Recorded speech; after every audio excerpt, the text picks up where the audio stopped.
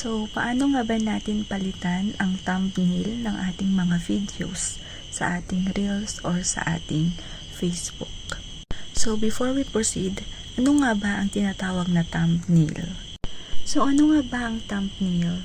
So, ang thumbnail guys, ito yung cover ng ating mga videos. Kung kaakit-akit na tingnan yung thumbnail nyo, of course, expect na maraming viewers yan.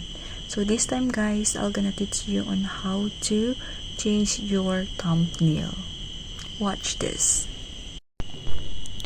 Alright, so before we proceed, make sure po na naka-desktop site po ang ating mga mobile phone.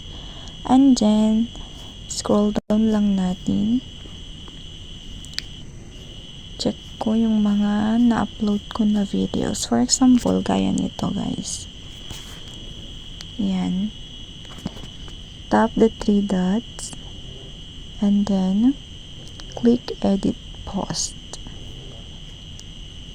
Alright, ganyan na po. Alright, click video options.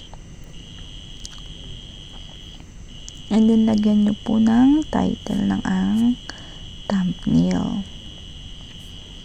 Ilagyan natin na monetize ka man or hindi monetize.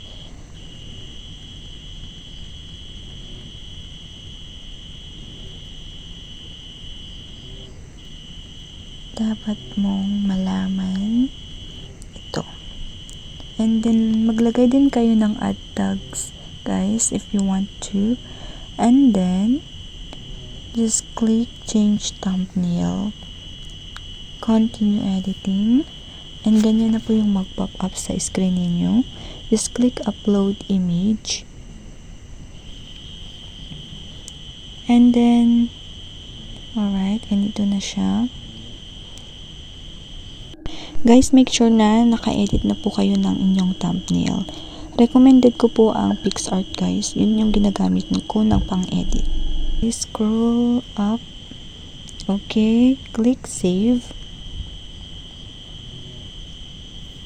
Alright, ganyan na po. And then, click save again.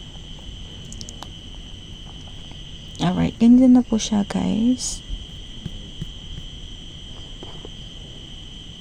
Alright, ganyan lang po kadali kung paano mag-change ng thumbnail sa ating mga videos.